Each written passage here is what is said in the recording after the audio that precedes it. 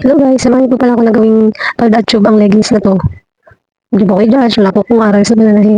Base lang kayo sa naiisip ko. Thank you po.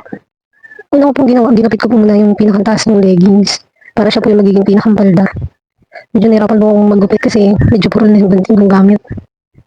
Tapos doon naman po ako kumuha ng pinakang tube niya dun sa may part ng parang sa hita kasi malapad-lapad po yung pagkatela niya. Pasensyahan niyo na po kung kakabot po ako ng kamot niyan kasi medyo singaw po yung allergy ko. Nakakain naman po ng bawal. Kahit po kasi sa ulo nagkakaroon na po ako ng allergy. Buti na lang po wala po itong masyadong tatastasin kasi doon po talaga ako nahihirapan yung magtatastas ng bago ko gagawin tatastasin ko muna. Sobrang nahihirapan ako doon tapos nababagalan ako lalo. Parang ang tagal-tagal. Sa mga gusto nga po ba magpadahi sa akin, kung bili po kayo magantay ng matagal kasi hindi ko talaga siya agad matahi gawa ng madami pong ginagawa pag uwi ko pagkagaling ko po sa trabaho. Hindi ko lang po kinakaya na minsan makapagtahi pa sa hapon. Nung nagupit ko na nga po yung part ng dalawang sa hita, ang ginawa ko po, ginupit ko lang din po yung dalawang gilid tapos pinadugsong ko lang po siya.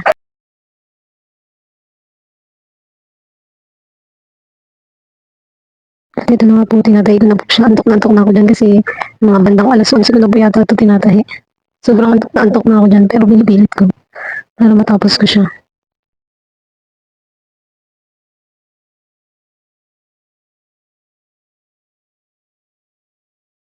At yun na nga po, natapos ko na siya. Thank you po sa pagtsatsaga sa panonood. Sa ulitin. God bless.